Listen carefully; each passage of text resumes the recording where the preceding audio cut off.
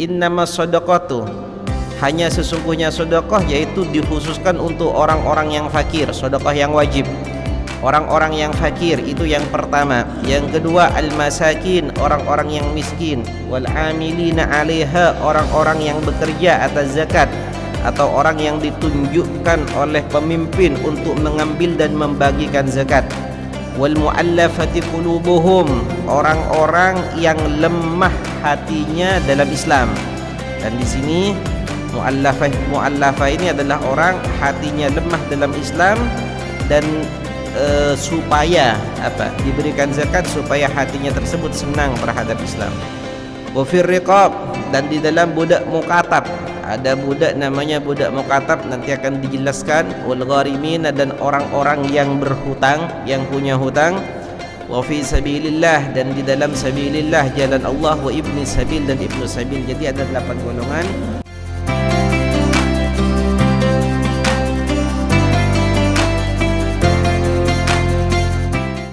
Wa sahbihi ajma'in. نويت التعلم والتعليم والتذكر والتذكير والنفع والانتفاع والإفادة والاستفادة والحث على التمسك بكتاب الله وسنة سيدنا رسول الله صلى الله عليه وسلم والدلالة على الهدى ابتغاء وجه الله تعالى مرضاته. بسم الله الرحمن الرحيم. Qismis sadaqah. Qismis sadaqah adalah pembagian sedekah.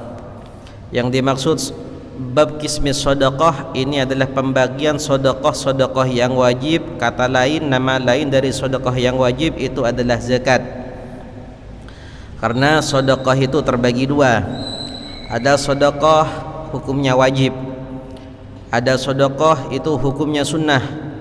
Sedekah yang wajib, nama lain dari itu adalah zakah daripada sedekah wajib, dan itu dibagikan pada orang-orang yang tertentu yang dinamakan mustahik. Ada sedekah ini hukumnya sunnah. Kalau sedekah itu yang sunnah, maka itu disunnahkan pada siapapun, cuma yang lebih membutuhkan itu yang lebih afdal. Yang lebih membutuhkan itu yang lebih afdal. Sementara sedekah yang sunnah, sebelum sedekah yang sunnah, ini adalah kita mengeluarkan sebagian daripada harta kita, cuma tidak harus sampai pada 1 nisab, melainkan kapan kita ingin mengeluarkan sebagian dari harta kita karena mengharapkan pahala dari Allah Subhanahu wa taala, maka dianjurkan bagi kita untuk bersedekah atau mengeluarkan sebagian dari harta kita pada orang-orang yang membutuhkan. Itu sedekah yang sunnah. Sedekah yang wajib, sedekah yang wajib ini harus dibagikan pada orang-orang yang tertentu yang sudah ditentukan oleh Allah Subhanahu wa taala, yang disebutkan dalam Al-Qur'an, innamas shadaqatu lil fuqara'i wal masakin wal 'amilina 'alaiha wal mu'allafati qulubuhum wa fir riqabi wal gharimin wa fi sabilillahi wa ibnis sabil fardatan minallah wallahu alimun hakim. Sesungguhnya sedekah yang wajib, artinya zakat, yaitu harus dibagikan. Di sini ada kalimat innama. Dalam bahasa dalam ilmu balaghah dijelaskan bahwa innama tersebut itu adalah yufidul hasrah, memberikan faedah, fungsi menyempitkan hukum. Menyempitkan artinya tidak memperoleh apa yang tidak disebutkan dalam kalimat tersebut dalam bahasa ini. Sementara di sini yang disebutkan hanya 8 golongan, dan itu menggunakan kalimat innama. Jadi ketika kita menyebutkan beberapa golongan atau menyebutkan suatu hal menggunakan kalimatun tufidul hasrah, kita menggunakan kalimat atau lafal-lafal yang menunjukkan atas penyempitan, artinya tidak memperoleh apa yang tidak disebut, berarti hukum tersebut hanya tertuju pada yang disebut saja dan tidak bisa dikiaskan daripada yang lain. Makanya di sini Allah Subhanahu wa taala menyebutkan lafal innama. Kalau diartikan dengan bahasa Indonesia bisa disebutkan dengan hanya. Innamas shadaqatu, hanya sesungguhnya sedekah, yaitu dikhususkan untuk orang-orang yang fakir, sedekah yang wajib. Orang-orang yang fakir itu yang pertama. Yang kedua al-masakin, orang-orang yang miskin. Wal amilina 'alaiha, orang-orang yang bekerja atas zakat atau orang yang ditunjukkan oleh pemimpin untuk mengambil dan membagikan zakat. Wal mu'allafati qulubuhum, orang-orang yang lemah hatinya dalam Islam. Dan di sini mu'allafah ini adalah orang hatinya lemah dalam Islam dan supaya diberikan zakat supaya hatinya tersebut senang terhadap Islam. Wa fir riqab, dan di dalam budak mukatab, ada budak namanya budak mukatab, nanti akan dijelaskan. Wal gharimin, dan orang-orang yang berhutang, yang punya hutang. Wa fi sabilillah, dan di dalam sabilillah, jalan Allah. Wa ibni sabil, dan ibnu sabil. Jadi ada 8 golongan yang berhak menerima zakat, yang dimana jika kita mengeluarkan zakat tidak dibagikan pada yang salah satu yang 8 golongan ini, maka zakat tersebut tidak tepat pada penempatannya. Artinya apa? Tidak memenuhi syarat, karena diberikan pada orang yang bukan mustahik, orang yang bukan orang yang berhak. Jadi kita mengeluarkan zakat tapi tidak sah. Kenapa? Karena zakat yang kita keluarkan tidak tertuju pada orang-orang yang seharusnya menerima zakat atau mustahik, atau salah satu dari orang yang 8 golongan ini. Kita bahas satu persatu. Apa itu fakir, apa itu miskin, dan apa yang lain. Yang pertama al-fakir. Fakir di sini wa huwa alladzi laisa lahu malun wala kasbun aslan. Orang fakir itu adalah orang yang sama sekali tidak punya harta, sama sekali tidak punya pekerjaan. Itu orang yang fakir, sama sekali tidak punya harta, harta simpanan tidak punya, juga tidak punya pekerjaan. Aulahu kasbun aw malun walakin la yaqa'u mauqi'an min kifayatih. Atau punya pekerjaan tapi tidak memenuhi kebutuhan, atau punya harta tapi tidak punya pekerjaan, juga tidak memenuhi kebutuhan. Mat'aman, yang dianggap kebutuhan itu ada 3 macam di sini, bukan semuanya. Mat'aman untuk makanan, itu plus minuman. Malbesan, pakaian. Maskanan, tempat yang layak, bukan tempat yang berlebihan, bukan tempat yang mewah, bukan, tapi tempat yang layak. Jadi bi ayyu hasila aqalla min nisfi ma yakfih, yang dikatakan orang fakir tersebut semisalnya dia punya pekerjaan, penghasilan daripada pekerjaan tersebut seandainya dibagikan per hari, pasti perharinya dapat setengah daripada di bawahnya setengah dari kebutuhan sehari-hari. Semisalnya ada orang, ya, misalnya ada orang setiap harinya dia membutuhkan biaya hidup 100.000, tapi yang dia temukan hanyalah di bawah 50.000, di bawah setengah, maka itu dinamakan fakir. Itu dinamakan fakir. Kalau miskin itu hampir sama dengan orang fakir. Hampir sama dengan orang fakir, hanya saja perbedaannya orang fakir dan orang miskin. Kalau fakir itu pendapatannya itu dia hanya menemukan lebih rendah, lebih sedikit daripada setengah yang dia butuhkan. Sementara orang miskin di atasnya. Ini kata ulama, al-miskin ahsanu halan minal fakri. Intinya orang miskin itu lebih enak daripada orang fakir. Orang fakir itu di bawahnya orang miskin. Itu pendapatnya Imam Syafi'i. Tapi pendapat madhab lain ada yang mengatakan miskin itu lebih parah daripada orang fakir. Ala kulli hal, maupun itu orang fakir ataupun itu orang miskin, maka dia tetap wajib boleh untuk menerima zakat. Sekarang kita jelaskan satu persatu dengan detail. Di sini ada dua yang disebutkan tentang fakir, tentang miskin. Yang pertama harta, tidak punya harta, atau punya harta tapi tidak cukup. Yang kedua pekerjaan, tidak punya pekerjaan sama sekali, atau punya pekerjaan tapi tidak cukup. Jadi bagaimana ini kita membahas itu? Yang pertama harta. Orang ini harta. Kalau orang ini nggak punya pekerjaan sama sekali, tetapi yang dia miliki itu hanya harta saja, hanya harta, nggak punya pekerjaan. Jadi apakah harta itu, ada orang misalnya ya punya harta, terkadang ada orang memiliki 10 juta, uang 10 juta, tapi dia dikatakan miskin atau fakir. Ada yang seperti itu. 10 juta, iya. Terkadang orang yang memberikan zakat itu tidak punya uang 10 juta tapi dia wajib mengeluarkan zakat. Terkadang ada orang punya uang 5 juta nggak boleh menerima zakat. Terkadang ada orang punya uang 10 juta, 20 juta tapi dia boleh menerima zakat. Kenapa? Karena orang yang punya 20 juta itu dikatakan fakir atau miskin. Loh, gimana kok bisa seperti itu? Iya. Karena ukurannya tadi kan ada orang punya pekerjaan, tidak punya harta. Ada orang punya harta, nggak punya pekerjaan. Terkadang ada orang punya dua-duanya.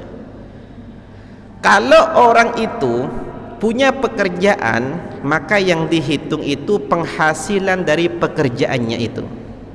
Jika orang punya pekerjaan, gaji atau pendapatan yang dia miliki macam-macam. Ada yang harian, ada yang mingguan, ada yang bulanan. Seperti itu kan ya. Kalau seandainya dia punya pekerjaan dan uang yang dia dapatkan adalah per hari, harian, maka yang dianggap dan yang dihitung memenuhi kebutuhan atau tidaknya yaitu per hari, karena uangnya itu dia dapat per hari. Semisalnya seperti orang jualan, semisalnya, atau seperti kuli yang dimana dia itu pendapatannya adalah harian. Jadi kalau sehari misalnya dia itu perlu uang 200.000, yang dia dapat cuma di bawahnya 100.000 per hari itu, tapi pekerjaannya per hari dan dapat gaji harian di bawahnya 100.000, maka dia dikatakan orang miskin. Dia punya pekerjaan meskipun dia punya pekerjaan, karena uang yang dia dapat dari pekerjaannya tidak memenuhi kebutuhannya. Ada orang yang gajinya itu mingguan. Jadi misalnya mingguan itu digaji mingguan. Berapa gajinya selama 1 minggu? Oh, gajinya selama 1 minggu 500.000. 1 minggu 500.000. Semisalnya, apakah dia dikatakan miskin, fakir atau tidak? Soalnya dia punya uang loh. Setiap minggu 500.000 dia bayarannya. Jawabannya lihat dulu per harinya butuh berapa kita. Per harinya untuk apa? Untuk makan, untuk kebutuhan anak yang mau sekolah, atau kebutuhan yang lain, air atau apa yang lain. Kira-kira seandainya 500.000 itu dibagi 7 hari, kira-kira dapat berapa? Nggak nyampe 100.000. Yang kamu perlukan tiap harinya berapa? 100.000. Oh, dia miskin, masuk dalam golongan orang miskin. Kenapa? Karena dia perlunya per hari, dia butuh per hari 100.000. Yang dia dapatkan selama 1 minggu cuma 500.000. Otomatis 500.000 dibagi 7 hari itu gak nyampe 100.000, gak nyampe target. Maka dia dikatakan orang yang miskin, juga boleh menerima zakat. Terkadang ada orang, kalau bulanan gimana? Kalau bulanan juga dihitung sama, 1 bulan 30 hari. Dia dapat gaji per bulan. Iya, berapa gajinya per bulan? Gajinya per bulan 4 juta. Tiap harinya butuh berapa dia? Keperluan untuk keluarganya dia perlu berapa? Perlu 100.000. Berarti 1 bulan 30 hari. 4 juta kalau dibagikan 100.000, 100.000, 100.000, oh berarti masih lebih 1 juta. Oh, ini kaya ini, bukan orang miskin. Kalau seandainya gajinya dia itu per bulannya 4 juta, tapi keperluan per harinya itu 400.000. Seperti apa contohnya? Anggap saja punya istri 4. Anggap saja gitu, punya per istri itu tiap hari 400.000. Berarti 4 juta hanya cukup 10 hari. 20 harinya gimana? Nah, boleh orang itu menerima zakat. Jadi seperti itu, ukurannya itu seperti itu. Jangan, oh dia itu punya uang banyak, gajinya 8 juta, kenapa kok dia harus zakat? Iya, tapi keperluannya lebih besar daripada pendapatannya. Nah, seperti itu. Makanya saya bilang tadi, terkadang ada orang yang punya uang 20 juta, dia boleh menerima zakat. Ada orang yang punya uang 4 juta, dia nggak boleh menerima zakat. Kenapa? Karena ada orang 1 bulan punya uang hanya 4 juta saja. 1 bulan hanya 4 juta, tapi keperluan per harinya cuma 100.000, itu masih lebih 1 juta. Terkadang ada orang punya uang 20 juta, keperluan perharinya bagaimana? Dia harus menafkahi istrinya, anaknya misalnya 10. Terkadang dia itu memenuhi kebutuhan orang tuanya, terkadang dia itu memenuhi kebutuhan saudaranya, sehingga perharinya memerlukan uang 1 juta. Jadi kalau 20 juta berarti kan kurang 10 hari itu. Nah, itu dikatakan fakir atau dikatakan miskin. Seperti itu. Paham ya? Itu penghasilan itu. Jadi kalau kita itu punya penghasilan harian, maka yang dianggap itu adalah harian. Jika kita punya penghasilan mingguan, maka gaji yang kita dapat selama 1 minggu dibagikan 1 minggu. Kalau sekiranya bulanan, ya dibagi 1 bulan, cukup apa enggak? Seperti itu. Itu yang pertama. Yang kedua, harta. Ada orang sekarang ini punya harta tapi dia tidak punya pekerjaan, dan itu banyak punya harta tapi nggak punya pekerjaan. Ukurannya bagaimana? Seperti apa contohnya? Banyak punya harta nggak punya pekerjaan. Seperti apa? Orang-orang mencari ilmu, dia nggak sempat.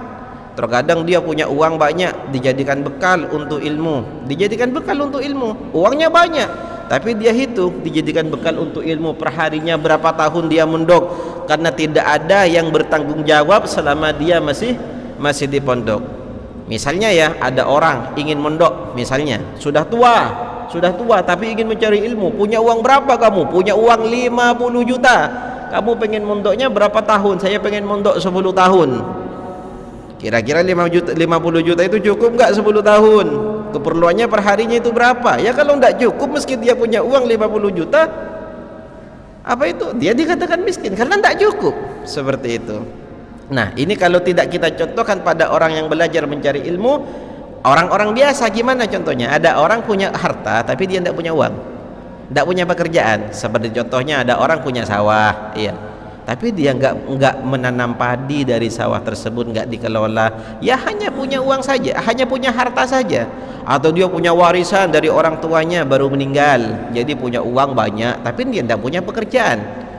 Maka bagaimana? Apakah dia wajib menerima zakat apa tidak? Tunggu dulu. Belum tentu orang yang punya uang banyak itu dia itu kaya, belum tentu.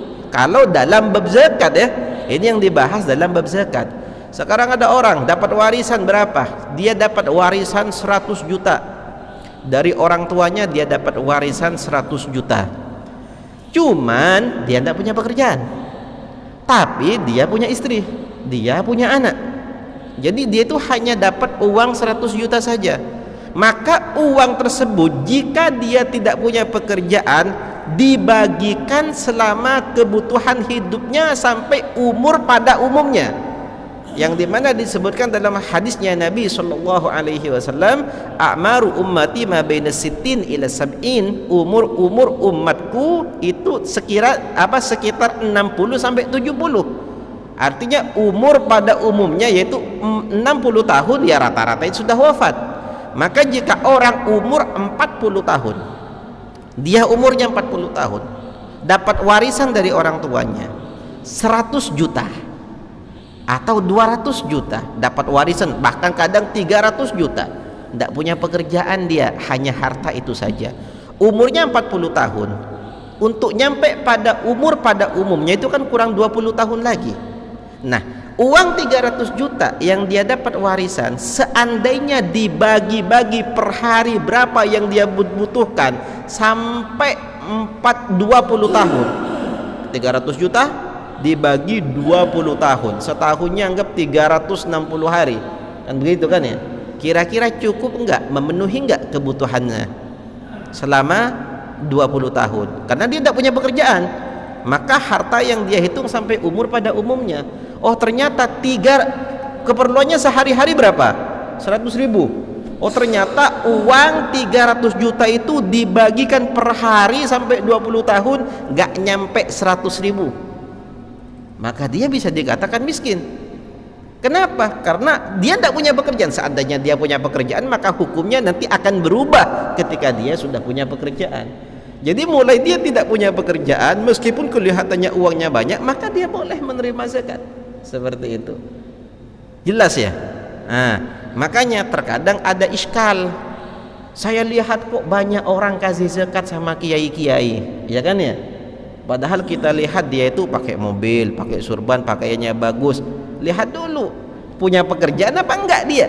Kalau dia itu punya pekerjaan, maka gajinya diukur seperti yang tadi saya jelaskan. Kalau seandainya ada seorang kiai yang dimana orang kasih zakat kadang pada kiai, berhak enggak kiai itu menerima zakat? Lihat dulu, kalau dia enggak punya pekerjaan sama sekali, tapi yang dia miliki hanya pemberian orang saja, enggak punya pekerjaan, yang dia miliki hanya pemberian orang saja. Dia punya mobil, iya dia punya mobil, punya motor, iya punya motor dia. Seandainya dijual dan yang ditanggung jawabkan itu berapa, istrinya berapa, kadang kalau kiai istrinya ada yang 2, 3, ada yang 4.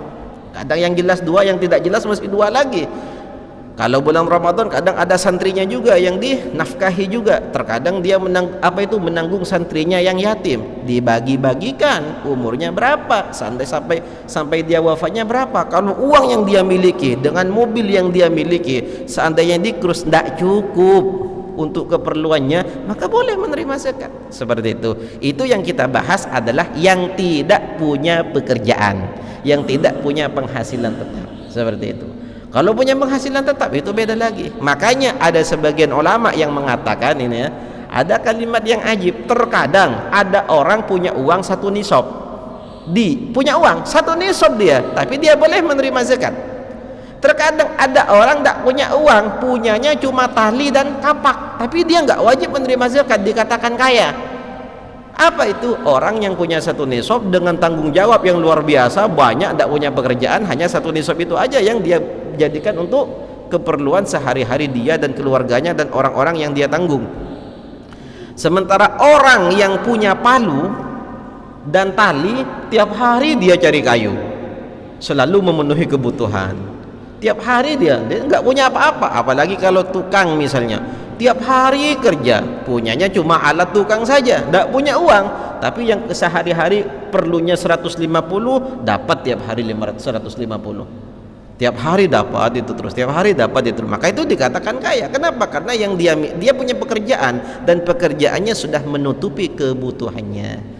Seperti itu. Jadi karena itu penghasilannya per hari, maka yang dihitung adalah per hari. Kalau apa itu penghasilannya per minggu, dihitung adalah per minggu, sebulan 1 bulan. Kalau tidak punya penghasilan sama sekali, maka harta yang ada itu yang dikrus sampai umur pada umumnya orang. Dan berapa tanggung jawab yang dia kewajiban yang dia pikul per harinya itu berapa, itu dikrus begitu, seperti itu. Ya kalau semisalnya umurnya 59 tahun, ya berarti kurang 1 tahun kan gitu. Kalau seandainya umurnya masih 40 tahun, berarti kurang 20 tahun. Itu makanya ada salah satu kiai yang memang menjelaskan seperti itu, bahwasanya terkadang orang itu salah dalam pemahaman. Terkadang ada yang su'udzon pada siapa? Su'udzon pada orang yang memberikan zakat, bukan su'udzon sama yang menerima. Dia itu dikasih sama, kan banyak sekarang kan, saya mau kasih zakat ini pada guru saya yang di kampung, kan kadang ada seperti itu. Ada kan ya? Ada enggak? Kalau sini ada, dikasih sama guru yang di kampung, dikasih. Lihat dulu, kalau sekiranya gurunya itu ya memang tidak punya pekerjaan yang dia makan, keperluan saya memang dari pemberian murid-muridnya, ya sudah, itu terkadang dia seperti itu meskipun penampilannya lebih bagus daripada kita, terkadang dia itu miskin. Hukumnya dalam bab zakat. Ini yang kita bahas bab zakat, bukan dalam pandangan sehari-harinya, bukan, tapi dalam bab zakat. Seperti itu, dalam bab zakat. Itu pengertian fakir dan miskin, seperti itu. Yang ketiga adalah amil. Amil itu adalah orang yang diambil oleh hakim. Hakim itu adalah pemimpin atau orang yang yang mempunyai wewenang di satu daerah untuk mengambil zakat dari orang yang wajib mengeluarkan zakat dan dibagi-bagikan pada orang yang berhak menerima zakat tersebut. Cuma amil ini orang yang bekerja, yang mengambil zakat dari orang-orang yang wajib mengeluarkannya dan dibagi-bagikan pada orang yang berhak menerimanya. Amil itu boleh menerima zakat dengan syarat harus amil itu tidak punya gaji dari tugasnya. Kalau dia itu ditugaskan tapi dia punya gaji daripada tugasnya, maka tidak boleh dia menerima zakat. Yang boleh menerima zakat itu adalah amil yang memang lillahi ta'ala. Jadi enggak menerima zakat memang ingin apa? Membantu orang. Amil ingin membantu orang agar yang mengeluarkan zakat tidak repot-repot, dan yang menerima zakat itu biar dan orang yang berhak menerima zakat itu biar dapat semua. Seperti itu. Jadi itu hanya membantu, mempermudahkan pada orang-orang Islam yang wajib mengeluarkan atau yang berhak menerima. Kalau sudah dapat gaji, dia bekerja karena dapat gaji, ya wajar. Seperti itu, cukup dari gajinya itu. Yang keempat, al-mu'allafah. Mu'allafah itu, mu'allafah di sini dikatakan mu'allaf orang yang masuk Islam. Dan pengertian mu'allafah di situ begini. Tapi di sini tidak. Mu'allafah itu salah satunya itu, tapi bukan hanya itu saja, bukan hanya orang yang baru masuk Islam saja, bukan. Itu termasuk, tapi bukan hanya itu. Tapi mu'allafah di sini itu terbagi pada 4 yang boleh kita berikan zakat atau dikatakan mustahik orang yang boleh menerima zakat. Yang pertama, man aslamah wa niyyatuhu dha'ifatun fil Islam. Orang yang baru masuk Islam sementara keyakinannya dalam Islam belum terlalu kuat. Jadi kita beri zakat, kenapa? Agar dia senang kalau Islam itu adalah agama yang saling bantu membantu. Dia kita tampakkan pada dia seperti apa itu Islam sebenarnya. Terus yang kedua, ada orang yang kedua termasuk mu'allafah itu orang-orang yang ditarik hatinya, maksudnya mu'allafah orang yang disenangkan hatinya. Ada orang masuk Islam tapi dia sudah kuat dalam Islam. Dalam Islam dia sudah kuat, bukan baru masuk Islam enggak, tapi dia sudah kuat dalam Islam. Cuma di golongannya itu banyak orang yang masih belum Islam. Jadi terkadang kita itu dianjurkan untuk memberikan zakat pada dia agar orang-orang yang kafir sebanding dengan dia tertarik. Seperti itu. Tertarik. Semisalnya contohnya ada satu orang Islam, saudara-saudaranya semuanya belum Islam, non muslim. Apalagi saudara-saudaranya fakir.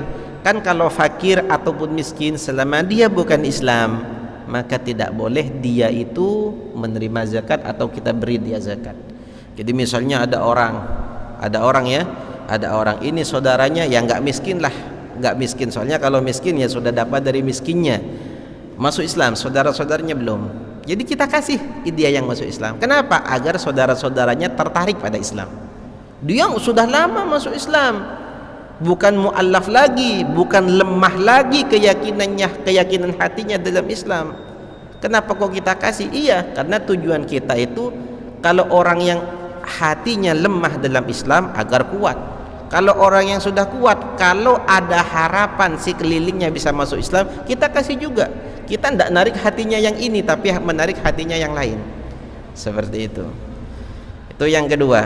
Yang ketiga, mu'allaf itu maksudnya muqatilun, muslimun yuqatilu au yukhawifu mani az-zakah hatta yahmilaha ilal imam.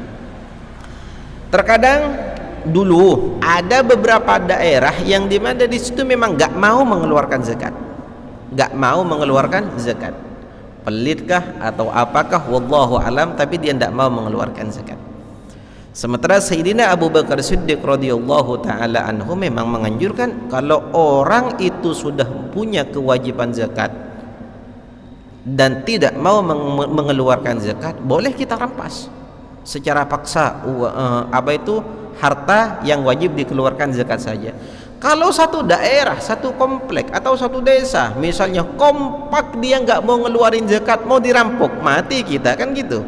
Jadi memang harus ada beberapa orang yang memang berani dia untuk memerangi mereka, imam memerangi dari segi perdebatan, dari segi mengeluarkan argumen, atau dari segi kekerasan dan kekuasaan, sehingga dia mampu untuk mengumpulkan zakat dari orang-orang yang memang tidak mau mengeluarkan zakat. Nah, orang yang seperti ini dikasih zakat. Kenapa? Agar semangat untuk melakukan hal itu. Seperti itu. Agar semangat dia. Terus begitu juga orang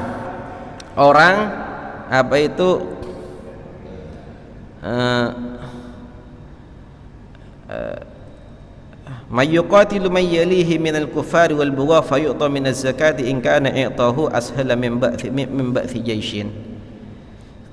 Jadi terkadang ada orang ya punya tetangganya itu masya Allah nggak mau Islam tapi nggak mau ikut pemimpin, nggak mau mengikuti peraturan imam. Ada orang punya kekuatan, misalnya satu kelompok punya kekuatan seperti misalnya di Papua seperti itu.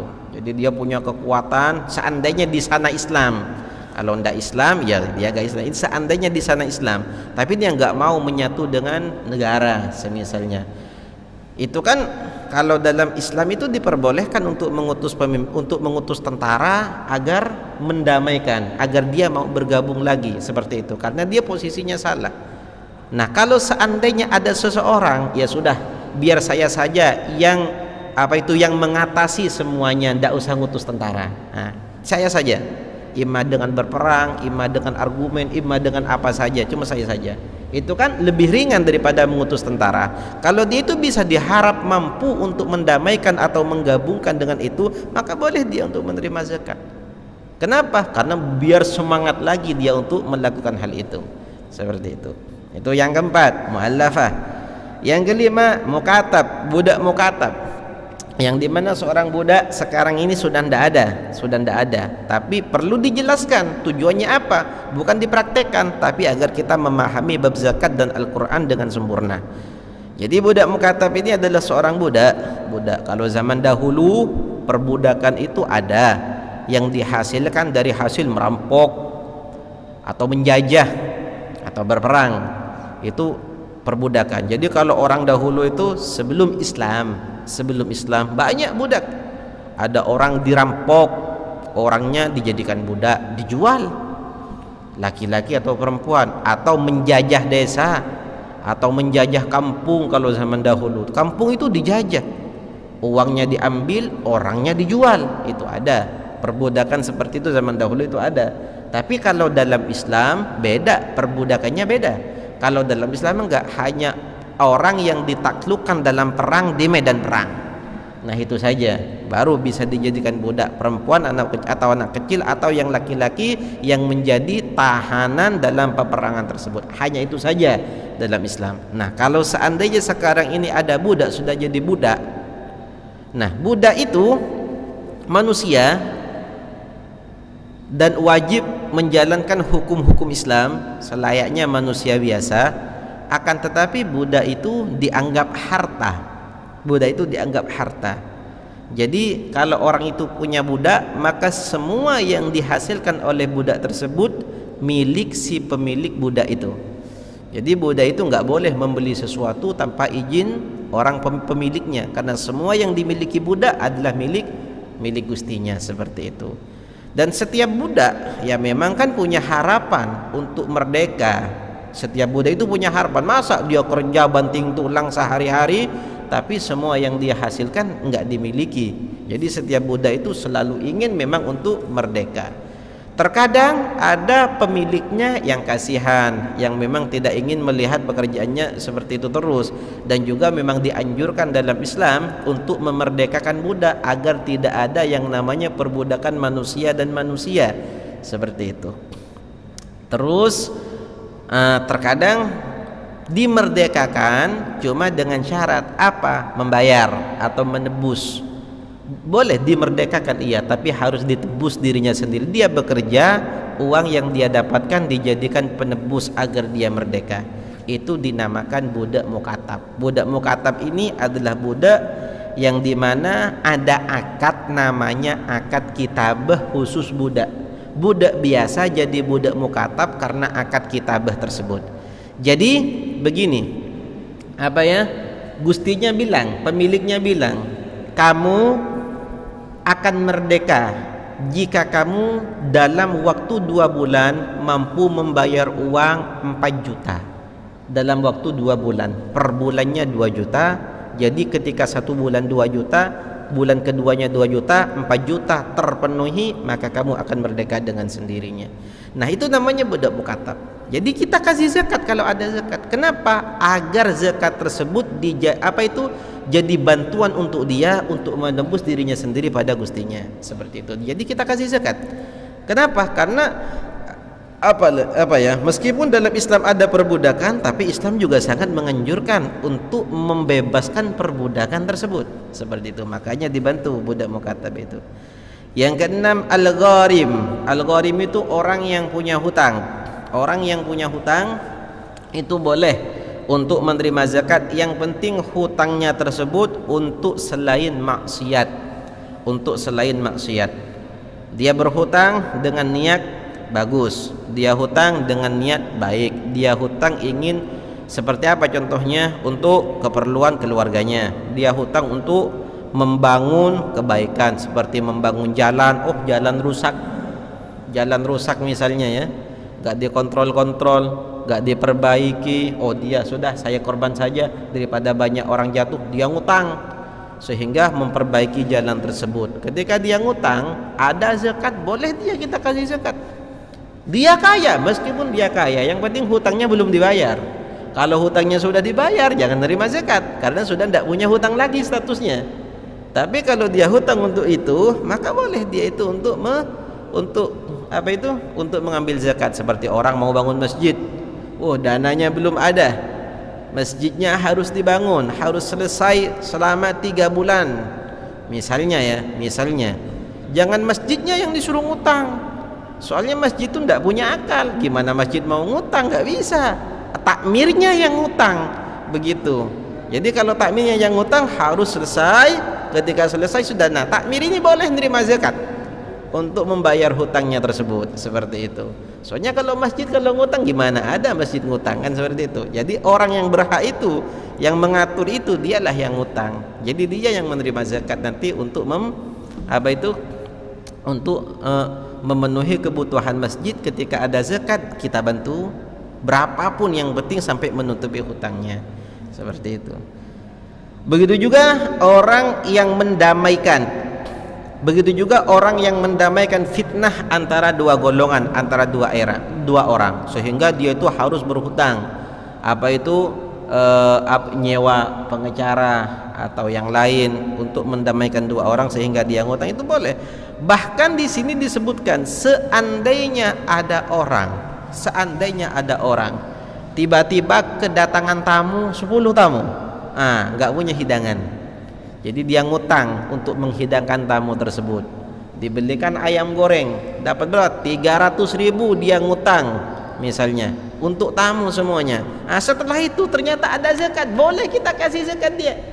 Kenapa? Karena dia ngutangnya itu untuk kebaikan. Karena memuliakan tamu itu seperti apa yang dianjurkan oleh Nabi Muhammad sallallahu alaihi wasallam, "Man kana yu'minu billahi wal yawmil akhir falyukrim dhaifahu." Barang siapa yang iman kepada Allah dan hari kiamat, maka muliakanlah tamunya. Begitu juga orang yang berhutang karena menanggung hutangnya orang yang melarat.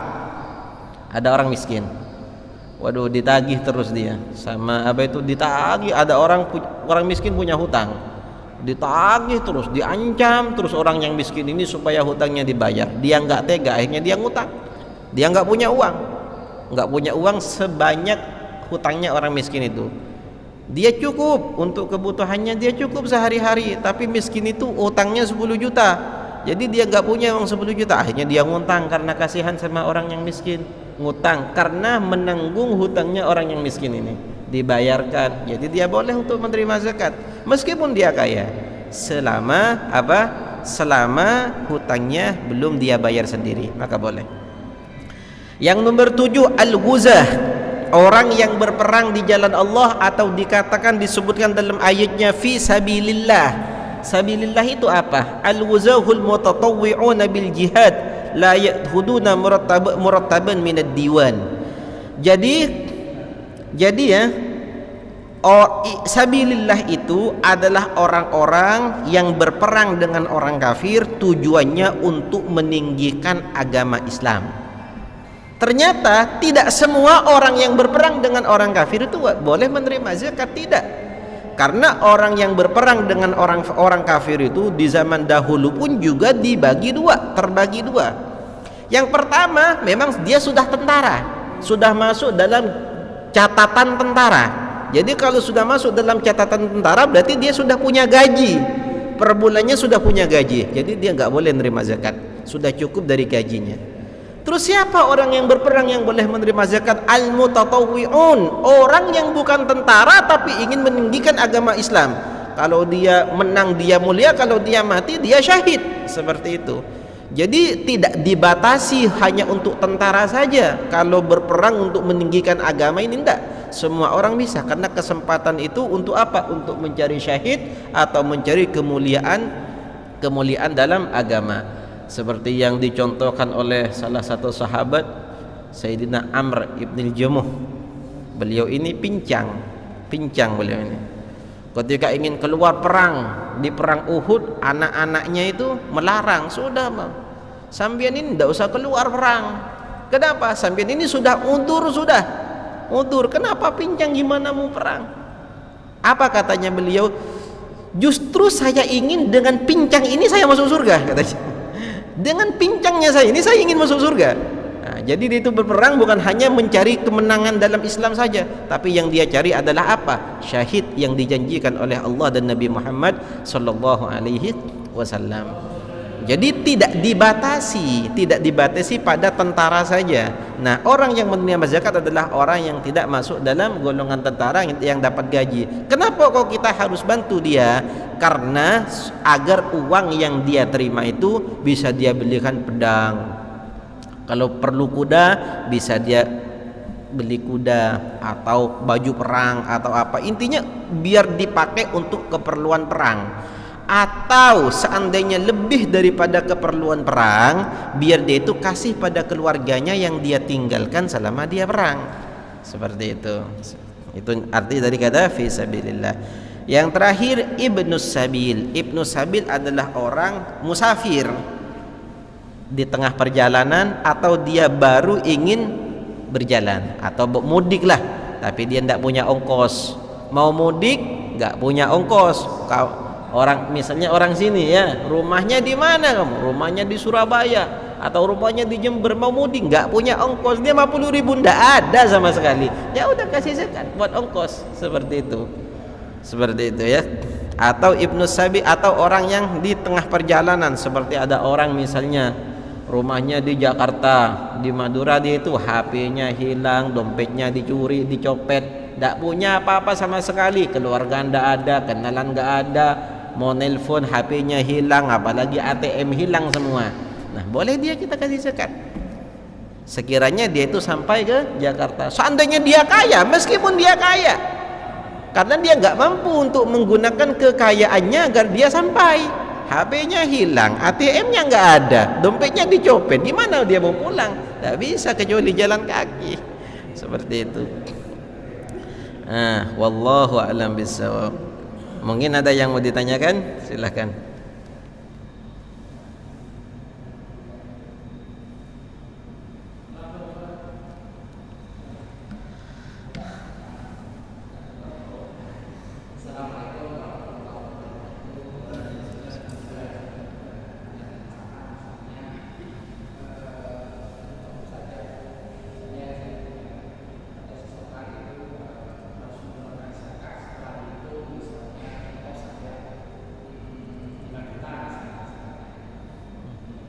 Yang wajib dikeluarkan 5 juta.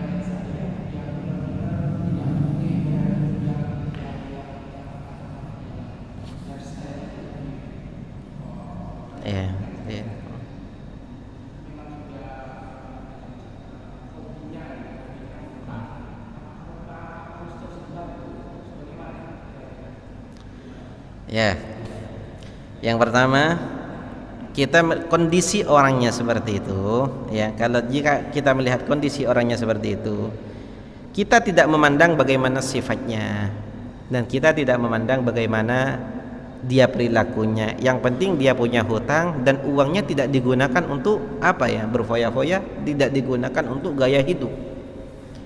Tapi memang dia memang perlu. Ya memang seperti untuk makan keluarganya, atau itu apa itu membangun kebaikan misalnya, atau dia itu apa ya, pokoknya ya keperluan-keperluan yang memang dibutuhkan lah, kebutuhan hidup, bukan gaya hidup seperti itu. Itu kalau mau dia sifatnya seperti itu, atau yang penting hutangnya itu bagaimana dia hutangnya, untuk apa, maka dia dikatakan boleh menerima zakat, boleh, termasuk mustahik. Apakah harus kita kasih? Nah ini beda lagi ya, antara dia itu mustahik dan kita yang mengasih, itu adalah pembahasan yang lain. Soalnya begini, kalau orang itu punya harta yang harus dikeluarkan zakat, memang Al-Imam Ibnu Ujail beliau mengatakan ada pendapat yang tidak muktamad tapi ini dijadikan fatwa. Apa? Salah satunya adalah memberikan zakat pada satu orang. Tapi dalam madhab ya, dalam madhab Syafi'i, yang muktamad itu paling tidak kita itu harus membagikan zakat jika mungkin ya, jika mungkin dibagi. Kalau tidak mungkin dibagi ya enggak. Jika mungkin dibagi, paling tidak harus pada 3 golongan, per tiap-tiap golongan 3. Jadi kalau kita menemukan orang yang punya hutang, di situ juga ada orang fakir, di situ juga ada orang miskin. Nah kita ratakan semua, jangan kita satukan pada dia, jangan. Kita ratakan semua. Semisalnya 5 juta, yang miskin 1,5 juta, ada berapa saja? Yang orang fakir 1,5 juta, orang yang punya hutang 1,5 juta, dan bukan dia saja yang punya hutang. Seperti itu. Ya kalau uangnya banyak, boleh kita penuhi. Bahkan ya, ada sebagian ulama yang mempunyai pendapat ini luar biasa. Kalau kita ini membagikan zakat pada seseorang, alangkah baiknya yang kita bagikan itu bukan seperti punya hutang 5 juta terus dia itu kita kasih 5 juta juga agar terpenuhi, bukan seperti itu. Alangkah baiknya, lebih daripada makan dan minum, lihat bakatnya. Kalau bakatnya dia pedagang, maka kita bantu modal sekiranya dia bisa berdagang. Seharusnya kita itu apa ya, kata orang-orang itu, ketika orang tidak mampu, ketika ada orang tidak mampu, jangan kita kasih lowongan untuk dia hanya diberikan makan saja, tapi kasih lowongan untuk dia bagaimana agar dia itu tahu cari makan. Seperti itu. Jadi kalau ada orang doyan ikan, jangan kita kasih ikannya saja, perlu kasih ikannya, tapi jangan ikannya saja, kasih juga pancingnya. Seperti itu, paham ya? Jadi kalau dia itu apa kemampuan dia dalam menghasilkan uang? Oh, mampunya saya ini jadi tukang, ya sudah, selain diberikan makan, berikanlah uang yang cukup untuk keperluan bagaimana dia bakatnya dia apa. Seperti itu. Kalau tukang ya kasih seperti itu. Itu kalau memungkinkan, misalnya seperti itu. Misalnya ya, yang kita keluarkan uangnya ini semisalnya kita keluarkan uang yang wajib dikeluarkan 20 juta. Misalnya 20 juta. Ternyata di situ 20 juta, 30 juta. Ada orang fakir, kita siapkan untuk orang fakir 10 juta. Ada berapa saja? Nanti 10 juta dibagikan pada orang-orang fakir yang ada di situ. Orang miskin juga 10 juta. Ya kita bagikan dengan orang-orang miskin 10 juta itu berapa saja. Nah, orang yang punya hutang kita siapkan 10 juta. Ada berapa saja? Seperti itu. Nah, semisalnya perorangan dapat 1 jutaan. Nah, seperti itu ya. Perorangan dapat 1 jutaan, kita kasih. Dan yang lain itu kita bilang sama dia, alangkah baiknya kamu ini beli ini karena itu bakatnya. Seperti itu. Soalnya kenapa? Kalau orang yang menerima zakat dan semuanya itu hanya digunakan untuk makan sampai seterusnya, dia nggak akan jadi sukses. Seperti itu. Kenapa? Karena kita hanya ngasih dia makan dan kita nggak ngajari bagaimana dia cari makan. Itu zahirnya. Sebenarnya yang memberi semuanya itu adalah Allah Subhanahu wa taala. Dulu di zamannya Sayyidina Umar bin Abdul Aziz, beliau itu hanya memimpin 2 tahun. Tapi Masya Allah luar biasa. Di tahun pertama beliau mengumpulkan zakat. Ketika mengumpulkan zakat itu, zakatnya dibagi-bagikan pada orang yang miskin dengan metode seperti itu. Sehingga di tahun keduanya, ketika banyak orang yang mengeluarkan zakat, zakatnya itu melimpah ternyata. Dan di wilayahnya tidak ada satupun orang yang menerima zakat. Kenapa? Karena sudah kaya semua. Semuanya sudah kaya. Begitu. Jadi diajari bagaimana dia itu bagaimana dia menghasilkan seperti itu. Jadi poin dari pertanyaan tersebut, sampean ketika punya uang 5 juta ya, apakah kita bantu dia? Jangan. Karena bukan dia saja yang perlu, yang butuh bukan dia saja, tidak. Cari orang fakir, cari orang miskin, dan dia juga. Kalau seandainya untuk orang yang punya hutang itu ada 3 orang dapat bagian 1 juta, ya sudah 500. Tapi statusnya dia punya hutang, itulah yang membuat dia berhak menerima zakat. Bukan dia diberikan zakat sebagaimana hutangnya berapa kita tutupi semua, maka seperti sampean akan jadi seperti itu ujung-ujungnya. Akan tetapi seandainya kita kasih pada dia saja, maka itu hukumnya boleh. Tapi itu pendapat yang tidak muktamad, tapi dijadikan fatwa dalam madhabnya Imam Syafi'i. Boleh-boleh saja, cuma yang lebih afdol kita dibagikan rata kalau harta itu mungkin seperti itu.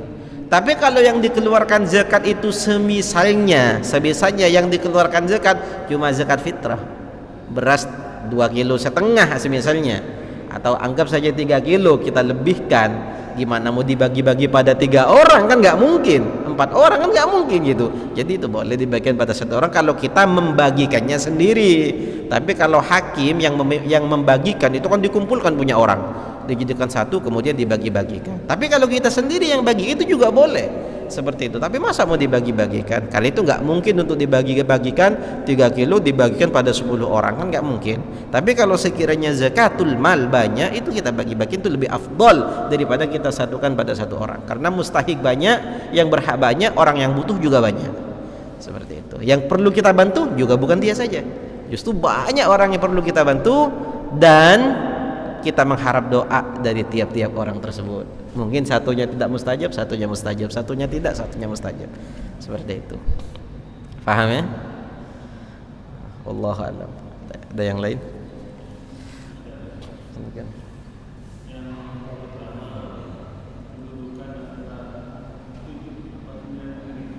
Kenapa?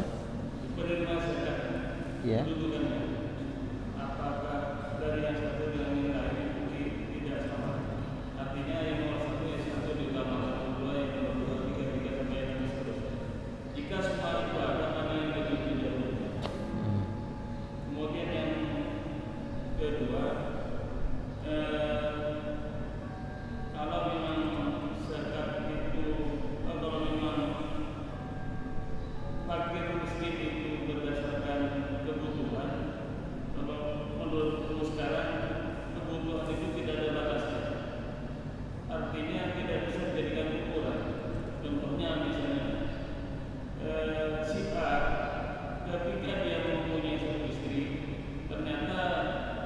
kebutuhannya cukup dengan pendapatan yang sama. Tapi ketika dia menambah istri misalnya, tidak cukup jadi, kebutuhannya tidak cukup.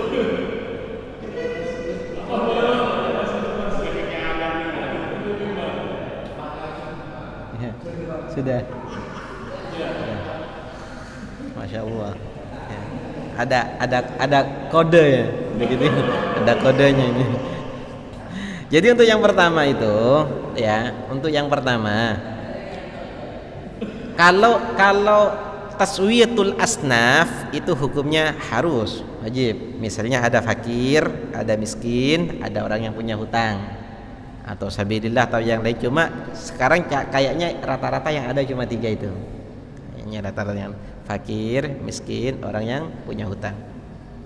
Jadi untuk meratakan itu yang wajib itu adalah pembagian daripada golongan saja. Kalau yang fakir 1 juta, yang miskin 1 juta, yang 1 juta. Nah 1 juta dibagikan pada orang fakir semuanya. Nah itu sesuai kebutuhan. Seperti itu. Kalau orang yang punya kalau dia hidup sendiri itu lebih sedikit daripada orang yang punya satu istri, kan gitu. Nah, yang punya dua istri ya lebih banyak daripada yang satu istri, karena itu lebih membutuhkan, kan seperti itu. Itu kalau individunya itu nggak wajib diratakan bagaimana kebutuhannya. Bahkan seperti yang tadi, bagaimana terkadang kalau uangnya itu lebih, bagaimana bakatnya, seperti itu. Oh, ini kok dikasih lebih karena dia punya bakat seperti itu. Kenapa? Kalau dia dikasih rata, maka bakatnya nggak akan digunakan dan dia akan jadi miskin selamanya.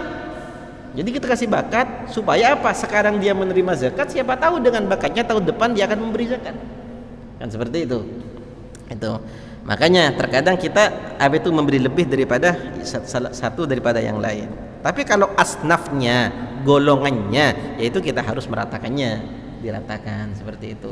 Tapi terkadang kan di sini orang miskin ada 3, di sini orang fakir ada 3, orang punya hutang ada 20, kan seperti itu. Tapi tetap asnafnya dibagi-bagikan rata. Seperti itu. Itu yang pertama. Yang kedua, yang dibutuhkan masalah hidup, kebutuhan hidup tidak ada batasnya. Ada, dibatasi. Karena kebutuhan dibatasi itu hanya dalam apa? Makanan, pakaian, tempat yang layak. Bukan tempat yang mewah, tapi tempat yang layak. Nggak kehujanan, ya, nggak kehujanan, bisa melindungi dia dari angin, semisalnya. Makanannya cukup, ya, makanannya cukup. Pakaiannya ada, cuma rumahnya roboh, seperti itu. Ya kita bantu juga dengan zakat. Kenapa seperti itu? Karena dia itu seandainya uang yang digunakan untuk makan, untuk bangun rumah kurang. Sementara dia itu harus, kalau laki-laki ya harus memberikan tempat yang layak pada anak dan istrinya. Seperti itu. Jadi semisalnya ya, enggak pada semuanya keperluan untuk bersenang-senang, untuk shopping misalnya, mainan anak itu enggak masuk. Seperti itu enggak masuk.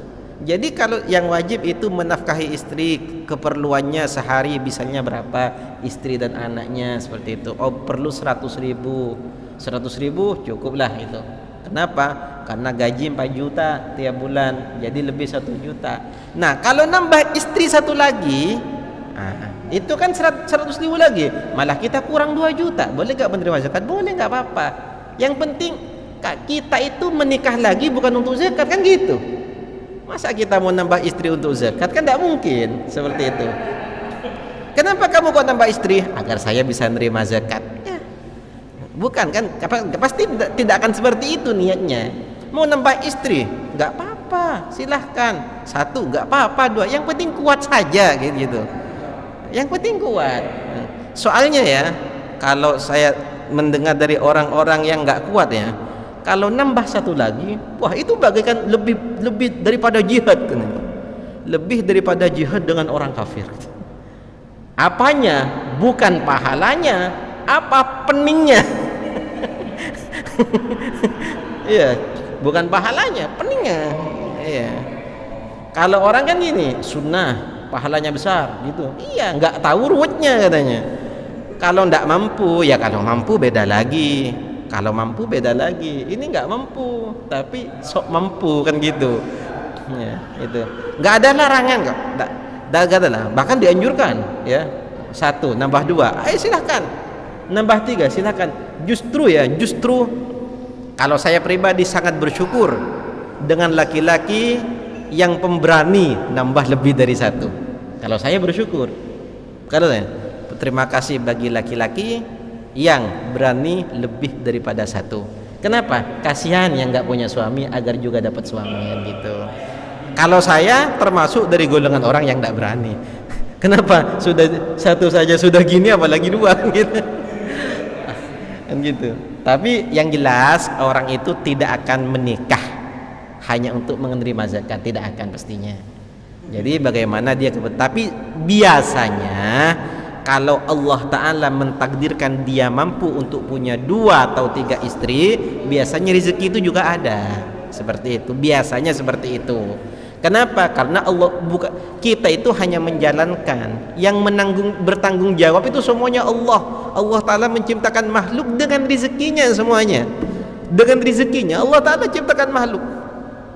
Wa ma min dabbatin fil ardi illa 'ala Allahi rizquha. Tidak ada satu hewan atau makhluk hidup kecuali Allah Subhanahu wa taala yang bertanggung jawab akan rezekinya. Seperti itu. Paham ya? Iya, jadi berapapun punya 2 istri, oh cukup, nambah 1 lagi, boleh nerima zakat gitu, nggak apa-apa. Tapi perlu diketahui, kalau nerima zakat setahun 1 kali, ya, berarti untuk bulan yang nerima zakat masih aman-aman saja, kan gitu. Nah, 11 bulan yang nggak ada zakat ini yang nggak aman, kan gitu. Wallahu a'lam. Ada yang lain?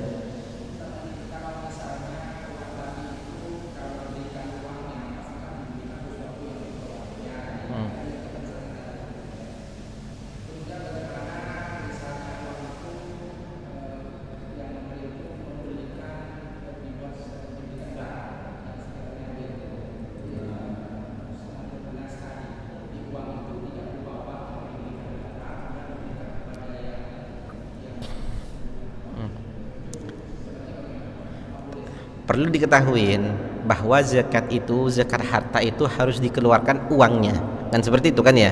Jangan sampai kita beli barang kalau dan menyerahkan barang sebagai zakat, tidak. Tapi kita harus menyerahkan uangnya dan kita sarankan dia untuk membeli ini. Seperti itu. Soalnya kenapa? Kalau zakat tijarah yang dikasih itu harus uangnya, kan seperti itu kan ya. Seperti zakat, kalau seperti zakat beras ya boleh berasnya karena beras itu memang kebutuhan hidup. Tapi jangan sampai zakat yang seharusnya kita keluarkan uang, kita belikan sesuatu yang kita anggap itu sangat manfaat untuk dia, tapi kenyataannya kadang tidak. Salah satu contohnya sekarang ini sudah musim, wallahu a'lam niatnya orang bagaimana. Ada orang beli sarung banyak, ya, dikasih bagi-bagian pada orang miskin. Kenapa ini zakat? Orang miskin itu kadang tidak perlu sarung, kadang yang dia lebih perlukan makan daripada sarung, atau keperluan anaknya daripada sarung. Makanya kita belikan uangnya. Jadi tapi kalau kita itu punya uang, jangan kita kasih barangnya, jangan kita belikan barangnya. Itu bukan uang kita. Uang yang harus kita keluarkan zakat itu sudah bukan uang kita lagi. Hanya kita itu berhak untuk mengaturnya dan menggunakannya dan membagikannya pada orang-orang yang berhak. Bukan uang kita itu. Kita punya uang banyak, 5 juta harus kita keluarkan. Itu bukan uang kita itu sudah. Jadi kita nggak bisa menggunakan uang itu sewenang-wenang kita. Itu sudah milik orang yang berhak menerima zakat. Jadi kita kasih. Nah kalau kita kasih barulah kita sarankan untuk dia, atau kita ajak dia beli yang sesuatu yang terkadang dia itu lebih perlu lagi. Semisalnya gini ya, ada alat pertukangan, misalnya ada alat pertukangan, kamu punya bakat untuk jadi tukang, kamu gini, mungkin cukuplah 500 ribu untuk alat pertukangan, 100 ribunya untuk belanja, 400 nya untuk gini. Terkadang dia bilang, saya lebih perlu uang sekarang, meskipun itu bakat saya. Kenapa? Anak saya sakit, istri saya sakit, saya gak. Kadang seperti itu. Makanya jangan kita membelikan sesuatu meskipun kita yakin itu bermanfaat, tapi terkadang bagi dia itu ada yang lebih manfaat. Seperti itu. Nah, jadi mau cari barang gimana lagi? Bisa-bisa yang kita belikan dia jual lagi. Karena perlu, karena butuh, seperti itu. Harus uang. Iya, harus uang, seperti itu. Nggak boleh wujud lain, karena yang wajib itu uang. Itu zakat harta ya. Zakat harta, bukan zakat fitrah. Kalau zakat fitrah ya beras. Ya. Nah, zakat harta ya harus uang memang. Harus uang. Jadi dia itu lebih tahu bagaimana. Cuma kita harus sarankan dia. Kenapa? Agar dia tidak seperti itu terus. Manusia ini biasanya kalau sudah dikasih enak, sifatnya itu jadi manja. Nafsu memang seperti itu. Wan nafsu katiflih in tuhmilhu syabba ala hubbir radha'i wa in tuftimhu yamfatimi. Kata Imam Busiri dalam kitab Burdah. Nafsu itu bagaikan anak kecil. Kalau kita biarkan dia nyusu, akan sampai tua dia sulit untuk pisah. Tapi kalau kita pisah, akan terpisah dengan sendirinya. Dia akan ingat lagi. Begitu juga kalau kita sering dikasih, maka dia akan manja dan dia tidak akan pernah berusaha. Maka ajari dia untuk tidak manja, untuk berusaha. Kenapa? Kalau dia sekarang menerima zakat, bismillah, usaha supaya tahun depan bukan menerima tapi memberi. Seperti itu. Itu sarankan kita. Kalau dia nggak mau ya terserah dia. Berarti dia nggak mau bangkit berarti. Seperti itu. Ala kulli hal, kalau zakat itu jangan kita belikan beras, kita belikan minyak untuk orang miskin, ini zakat. Jangan. Terkadang dia lebih perlu, lebih butuh yang lain daripada itu. Seperti itu. Ada yang lain?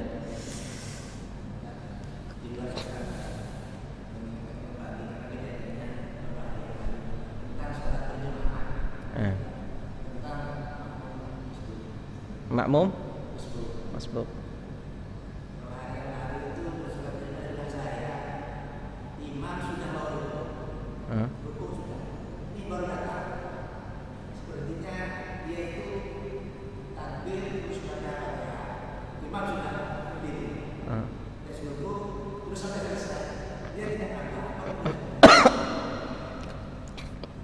Praktek yang seperti itu, jika prakteknya seperti itu, seharusnya nambah 1 rakaat. Kalau nggak nambah ya nggak sah. Kalau prakteknya seperti itu, seharusnya ya. Kalau masbuk ini adalah orang ketika takbiratul ihram, waktunya nggak cukup untuk baca Fatihah, imam sudah rukuk. Itu namanya masbuk. Waktu itu setelah takbiratul ihram nggak cukup waktu baca Fatihah, sudah rukuk. Jadi masbuk itu ada banyak. Kalau sekiranya takbiratul ihram ada waktu baca Fatihah, wajib baca Fatihah. Pertengahan Fatihah imam ruku, kita jangan lanjutkan Fatihahnya, langsung kita ruku. Seperti itu. Itu masbuk yang pertama, contohnya seperti itu. Jangan sampai kita baca doa iftitah kalau sekiranya imam hampir ruku. Seperti surat Ikhlas, jangan baca itu, langsung baca Fatihah. Pertengahan Fatihah imamnya ruku, kita langsung ikut ruku. Kalau kita masih baca doa iftitah, maka kita harus melanjutkan Fatihahnya kita. Imam bangun, kita tetap melanjutkan Fatihahnya kita. Tapi itu statusnya masbuk dan harus nambah 1 rakaat. Kalau kita tidak langsung ikut. Kalau praktiknya seperti barusan, ketika takbiratul ihram imamnya masih ruku, imamnya ruku, takbiratul ihram baru takbiratul ihram imamnya ruku, seharusnya dia tidak baca Fatihah, tapi langsung ruku. Kenapa? Karena orang yang seperti itu Fatihahnya sudah ditanggung imam. Al-imamu dhaminun. Imam itu menanggung. Fatihahnya masbuk yang tidak lengkap atau tidak ada waktu untuk baca Fatihah. Kalau seandainya dia baca Fatihah, boleh-boleh saja, cuma dengan syarat. Apa syaratnya? Dia harus selesai baca Fatihah sebelum imam bangun, dan dia harus sempat ruku dengan imam. Sempat ruku dengan imam. Baru dia itu boleh, tidak apa-apa, dan gak usah nambah 1 rakaat lagi. Kalau dia maksa baca Fatihah dan dia tidak ruku dengan imam, ya, tapi dia baca Fatihah lagi, imam bangun baru dia ruku, berarti dia rakaatnya itu dalam keadaan dia masbuk, rukunya tidak bersama imam, maka dia itu boleh melanjutkan sholatnya, tapi harus ditambah 1 rakaat lagi. Seperti itu. Loh, terkadang kita melihat, ini ada pertanyaan, terkadang kita melihat ada orang imam ruku dan makmum ini baru ruku setelah imam bangun. Boleh apa enggak? Kalau bukan masbuk boleh. Kalau bukan masbuk boleh. Tapi kalau masbuk enggak boleh. Kalau dipaksa boleh, enggak apa-apa. Yang penting harus nambah 1 rakaat lagi. Kalau bukan masbuk boleh, enggak apa-apa. Seperti itu, dan enggak usah nambah 1 rakaat lagi. Itu perbedaannya antara masbuk dan muwafiq. Seperti itu. Soalnya kalau muwafiq itu ketinggalan dari imam, alasan ketinggalannya itu ada 2 macam. Yang pertama, karena imamnya terlalu cepat dan dia terlalu lambat. Alasan yang kedua, terkadang karena banyak pikiran sehingga dia lupa baca Fatihah. Terkadang ada yang seperti itu. Seperti yang tadi dijelaskan itu. Terkadang ada 2 istri misalnya, ya, takbiratul ihram, imam mau ruku baru ingat, oh ya saya tadi enggak baca Fatihah. Terkadang seperti itu.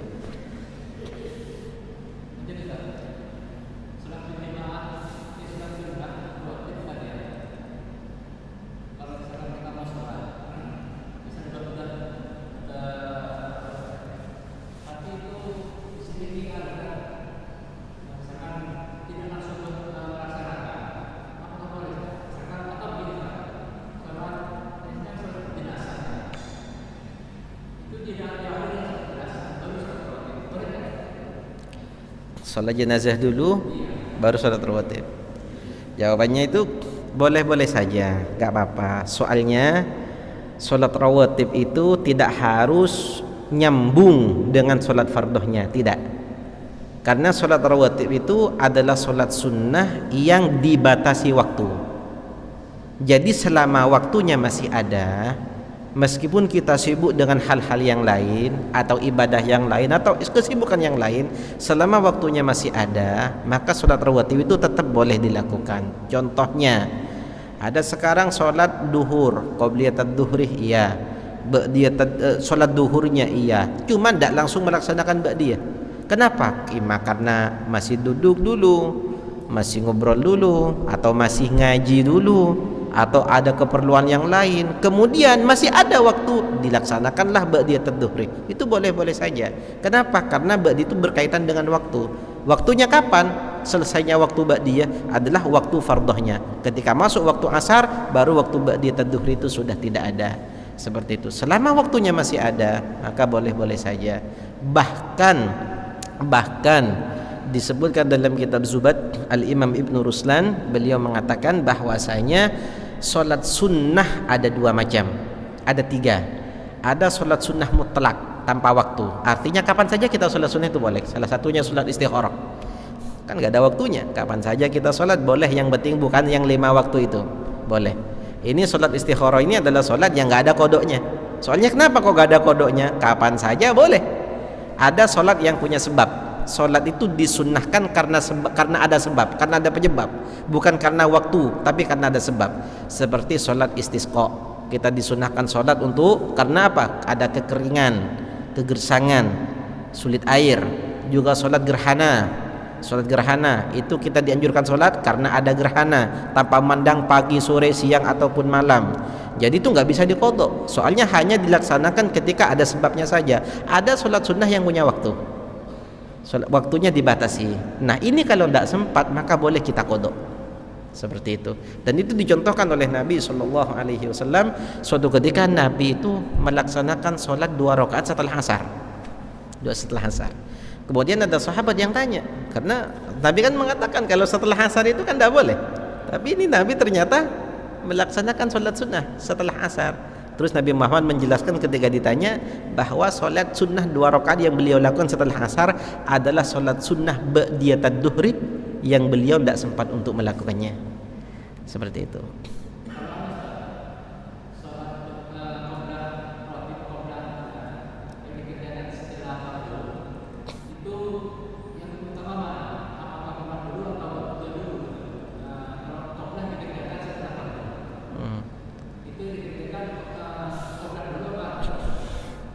Kalau itu boleh, yang mana saja boleh. Karena apa ya? Masuknya waktu qabliyah ketika masuknya waktu fardhu. Jelas? Jelas ya? Masuknya ba'diyah setelah melaksanakan fardhunya. Keluarnya artinya habisnya waktu keduanya qabliyah itu sama. Seperti ketika waktu fardhunya keluar, maka dua-duanya itu sama-sama keluar waktunya. Jadi ketika kita mengerjakan qobliyah setelah sholat fardhunya, maka boleh kita mendahulukan yang mana saja boleh. Kenapa? Karena itu sama-sama waktunya. Waktunya qobliyah masih ada, waktunya ba'diyah pun juga masih ada. Yang penting tidak digabung saja 4 rakaat jadi 1 salam. Nah itu yang tidak boleh. Meskipun ada ulama yang memperbolehkan, tapi alangkah baiknya itu dijadikan dipisah-pisah. Karena itu lebih disepakati oleh ulama. Apa itu? 2 untuk qabliyah, 2 itu untuk ba'diyah. Lagi pula lebih banyak takbir, lebih banyak salam itu lebih afdal. Seperti itu. Jelas ya?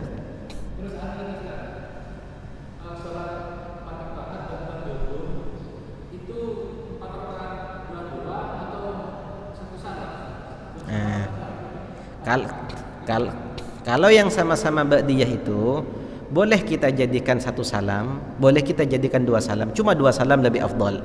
Seperti itu. Karena ba'diyatad duhri itu ada 4 rakaat kan ya. Jadi ketika sama-sama ba'diyah, maka itu boleh kita laksanakan 1 salam, boleh juga 2, boleh juga 2 salam. Kenapa kok 2 lebih afdal? Karena ba'diyatad duhri yang 4 rakaat itu 2 rakaatnya itu sunnah muakkad, 2 rakaatnya itu sunnah yang tidak muakkad. Apa arti sunnah muakkad? Sunnah muakkad adalah sunnah yang selalu atau keseringan selalu dikerjakan oleh Nabi Muhammad SAW kecuali beberapa waktu saja, hanya meninggalkan 1 kali 2 kali mungkin. Selain itu dikerjakan semua oleh Rasulullah, dan itu hanya 2 rakaat saja. Cuma sewaktu-waktu Rasulullah nambah 2, seperti itu. Sewaktu-waktu Rasulullah itu nambah 2. Ba'diyat ad-duhri, ba'diyat ad-duhri, karena itu sama-sama ba'diyah. Cuma satunya itu, yang 2-nya itu sering dilakukan oleh Rasulullah, yang satunya jarang, seperti itu. Sama halnya dengan orang sholat duha. Sholat duha itu boleh kita lakukan 2-2-2-2, boleh kita lakukan 4-4-4-4, bahkan boleh kita lakukan 6 sekaligus. 6 sekaligus atau 8 sekaligus, itu boleh. Seperti itu. Paham ya? Iya.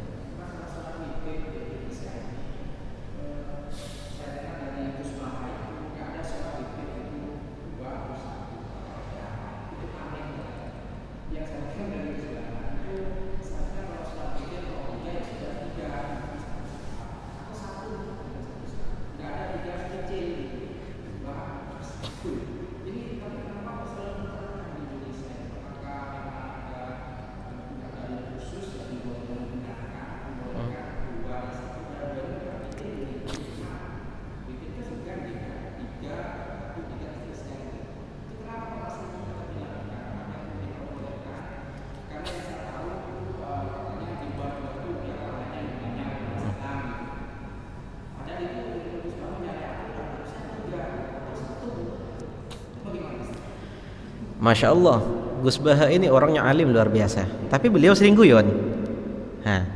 Beliau sering guyon, dalam pendapatnya kadang-kadang guyon, tapi beliau itu Masya Allah detail dalam ini. Cuma prakteknya witir itu semuanya diperbolehkan. Maupun kan paling banyaknya witir 11 rakaat. Mau 11 1 kali salam boleh, mau 2 1 boleh, 2 akhirnya 3 boleh, itu boleh saja. Dan yang 2-1 itu bukan hanya di Indonesia saja, di Yaman sama, di Mekah, pernah ke Mekah di bulan Ramadan? Ada, sama witirnya juga seperti itu. Jadi itu menunjukkan bahwasanya orang-orang sebelumnya itu diambil dari apa itu pekerjaan 2-1 itu diambil daripada orang-orang sebelumnya. Seperti itu. Dapat dari mana itu pekerjaan seperti itu, praktik seperti itu kalau tidak dipraktikkan oleh orang-orang sebelumnya sampai nyambung pada Nabi Muhammad SAW. Ternyata di kitab fikih juga ada. Witir itu boleh disambung, boleh dipisah. Dipisah lebih afdol daripada disambung.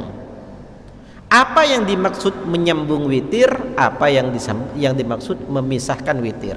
Yang disambut menyambung itu adalah rokaat yang 1 itu disambung dengan 2 sebelumnya, itu namanya nyambung. Jadi 2 rokaat sebelum itu nggak dianggap. Jadi yang dikatakan nyambung itu 1 digabung 2, 1 terakhir itu. Yang dikatakan memisah witir artinya apa? Yang 1 tidak digabung dengan 2 sebelumnya. Nah, memisah itu lebih afdol. Kenapa? Karena dengan dipisah itu ada tambahan takbiratul ihram, ada tambahan tasyahud, ada tambahan salam. Jadi pahalanya dan pekerjaannya itu lebih banyak. Kalau kita memandang lafalnya, ya memang aneh. Witir itu kan ganjil, kok dilakukan 2? Niatnya witir, pekerjaannya 2, kan gitu kan ya? Niatnya witir. Tapi perlu kita ketahui, witir itu adalah nama sholatnya, yang artinya ganjil. Nama sholatnya yang artinya adalah ganjil. Memang Allah Subhanahu wa ta'ala, memang dalam Islam ini terkadang memberikan nama sesuatu itu tidak disesuaikan pada hitungan rakaatnya, enggak. Terkadang disesuaikan pada waktunya, juga terkadang kan disesuaikan pada jumlahnya. Seperti duhur. Kenapa dinamakan sholat duhur kok dinamakan waktu duhur? Karena duhur itu artinya terang, dikerjakan pada saat apa? Pada saat paling terangnya siang. Maghrib. Kenapa dikatakan maghrib? Maghrib itu artinya maghrib itu adalah barat, karena matahari pas ada di barat. Kan seperti itu kan? Sholat subuh. Kenapa dikatakan atau sholat fajar? Kata lain dari sholat fajar, karena dikerjakan pada terbitnya fajar. Jadi itu apakah setiap nama harus ada kaitannya dengan rakaat? Tidak. Memang witir harus dikerjakan dengan ganjil, tapi itu dipandang secara keseluruhan. Artinya apa? Mau 3 rakaat, mau orang itu mau 1 rakaat atau 3 rakaat atau 5 atau 9 atau 11, itu artinya witir seperti itu. Ini memandang secara keseluruhan, bukan dipandang secara prakteknya semuanya harus ganjil. Justru kalau dikerjakan ganjil malah rusak ini witir. Kenapa kok bisa? Ini coba kita perhatikan. Kalau seandainya witir, kita harus setiap pekerjaannya itu kita ambil daripada namanya. Kalau kita ingin mengerjakan witir 11 rakaat, dari awal harus witir semua. Jadi 3, 3, 3, sisa 2. Ya kan? Kan 11 rakaat witir kan ya? Jadi kalau pekerjaannya harus ganjil-ganjil semua, maka nanti asalnya kalau ya sudah saya ingin mengerjakan 3, 3, 3, 3, 3, 9 sudah, tinggal 2. Ya kan ya? Jadi yang bisa witir itu hanya ketika dikerjakan 1, 1, 1, 1 atau 5, 5, 1. Sementara Nabi Muhammad itu menjelaskan boleh witir itu masna itu 2, seperti itu. Masna itu 2. Jadi boleh dikerjakan 2. Memang dari segi namanya itu aneh. Kok bisa ya? Ya, tapi yang dihitung itu adalah jumlahnya. Kan memang Gus Baha itu kan masya Allah luar biasa, fakihnya luar biasa, ilmunya luar biasa. Tapi terkadang sering guyon, gitu.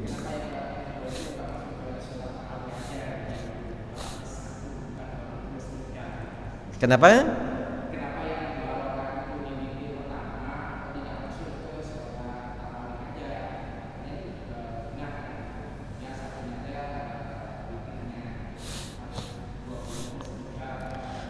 Ya, ya, riwayat ini kan banyak riwayat, tapi ada riwayat yang kuat dan banyak pendukungnya. Ini Nabi Muhammad ini ketika bulan Ramadan atau tiap malam, kata Sayyidah Aisyah, itu tidak kurang Nabi Muhammad ini sholat 11 rakaat. Itu kalau di luar Ramadan itu berarti itu witir, kata para ulama itu.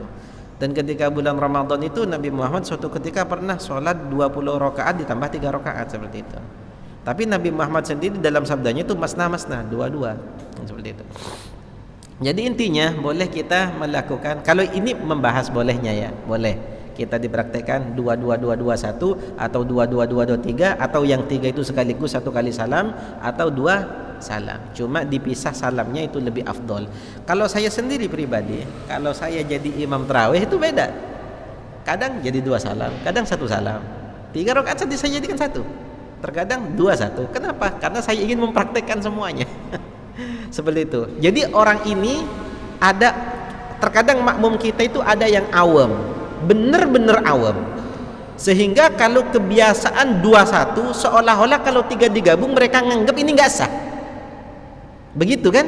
Kalau orang yang sangat sensitif kadang, dari dulu nggak ada yang seperti ini witir, kok sekarang ini ada, kadang seperti itu.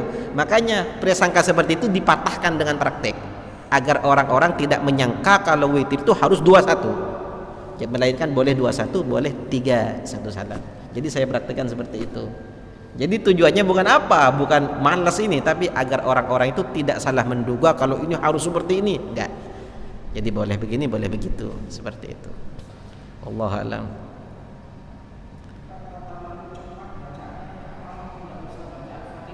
Kenapa? Wah, nggak sah, harus baca Fatihah. Tadi kan sudah dijelaskan, kalau itu bukan masbuk, harus Fatihah itu dilengkapkan. Meskipun imamnya nanti ruku ini masih melanjutkan Fatihah, tetap dilanjut terus, seperti itu. Iya, tetap baca Fatihah, cuma nggak usah surat full, harus full gitu.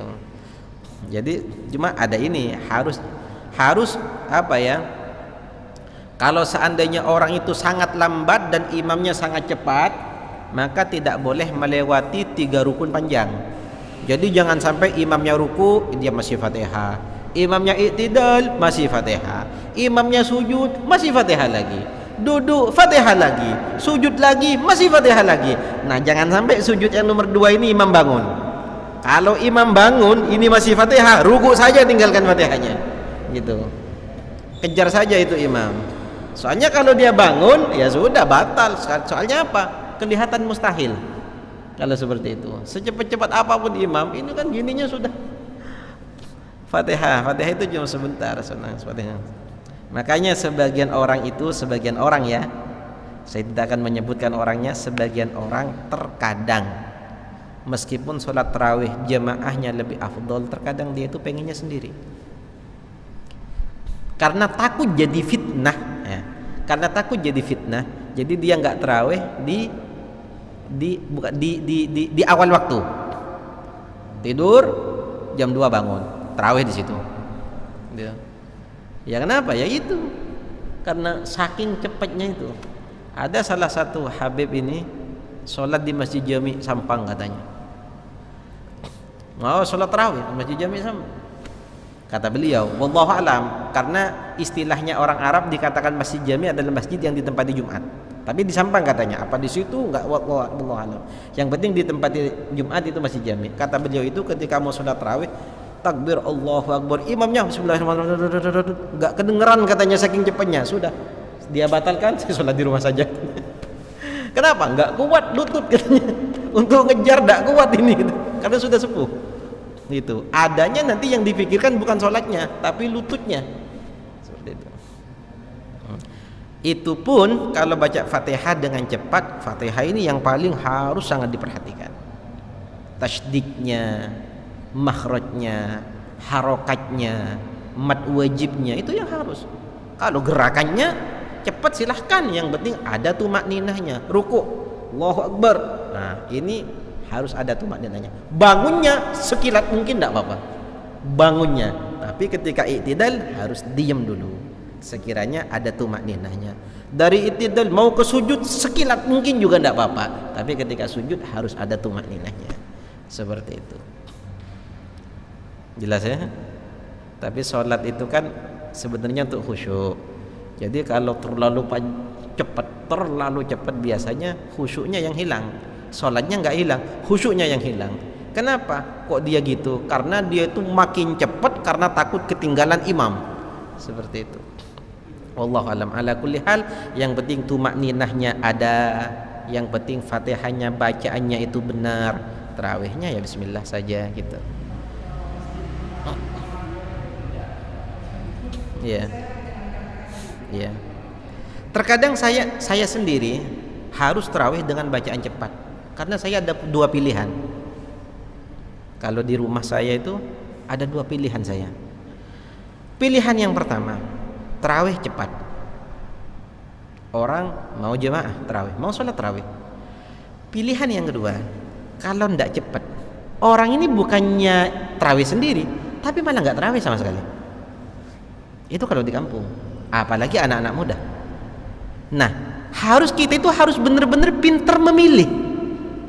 Begitu. Terkadang kita itu harus meninggalkan sesuatu yang lebih afdol karena memandang afdolnya yang lain. Seperti itu. Kalau kita tarawih dengan seenak hatinya kita sendiri, iya, tapi orang-orang itu tidak akan tarawih nanti. Begitu. Kalau kita punya jemaah yang enak-enak semua, ya santai tarawih. Mana ada tarawih mau sakit lutut seperti ini? Enggak, kayak ngejar maling saja gitu. Kalau jemaahnya enak, khair.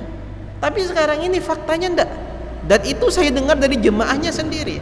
Mereka itu kalau biasa sholat di musholla ini, biasa cepat terus lambat, malahan duduk. Kadang keluar nongkrong. Nah, apakah kita biarkan seperti itu, kita enak-enak sendiri? Apakah kita harus? Kadang kita terpaksa. Memang kita mengedepankan orang lain dalam ibadah, memang itu hukumnya makruh. Akan tetapi kalau dia juga sama-sama ibadah, tapi kalau tidak kita biarkan, tidak kita tarik mereka dengan itu, bagaimana? Tapi kita itu harus menjelaskan sedikit demi sedikit pada orang. Kenapa? Agar tidak dijadikan kebiasaan. Semisalnya sekarang ini tarawihnya 20 menit, ya suatu waktu kita tambahlah 25 menit, kan seperti itu. Jadi latihan seperti itu, latihan santai. Kalau enggak sekarang tahun ini 25 menit, ya sudah tahun depan kita tambahlah 30 menit, nambah dikit-dikit. Jadi kita itu harus harus pinter-pinter dengan orang yang seperti itu. Kalau kita nggak gitu, terlantar umatnya Nabi Muhammad nanti. Dia punya anak, anak itu akan melihat orang tuanya. Seperti itu. Lebih kita senangi anak melihat orang tuanya sholat daripada melihat orang tuanya nongkrong. Seperti itu. Jelas ya? Ya. Iya. Ya, itu kalau saya pribadi seperti itu. Iya, kalau sekiranya mereka pindah sholat, alangkah baiknya saya santai saja. Yang penting mereka itu pindah sholat ke tempat yang lain. Tapi sholat, bukan malah mereka nongkrong, bukan. Iya, itu. Iya, sekarang bulan Ramadan. Ya, karena Nabi Muhammad kan juga seperti itu. Idza shalla ahadukum linnas falyukhaffif. Ketika kalian itu sholat jadi imamnya orang, maka ringankanlah. Fa inna fihi musaghir wal kabir wal dhaif wal marid. Karena dalam makmum itu ada orang yang tua, ada orang yang lemah, lumpuh, ada orang yang sakit. Terkadang jika makmumnya perempuan dia punya bayi. Terkadang seperti itu. Makanya harusnya idza shalla ahadukum li nafsi falyutawil masya. Kalau sholat untuk dirinya sendiri maka silahkan perpanjang. Seperti itu kata Nabi sallallahu alaihi wasallam. Sudah ya? Kayaknya siang ini. Fatihah Allah taala Al-Fatihah Allah taala ikrana bil ilmi nafi' wa ana min al-khalis fikina fi din yu'allimuna at-ta'wil wa yarzuquna wal hadirin wa ta'alluq wa irtibat wal ittisal kama al-linti wa bi shaykhina sayyidina Rasulillah sallallahu alaihi wasallam wa ila hadratin nabi al-Fatihah.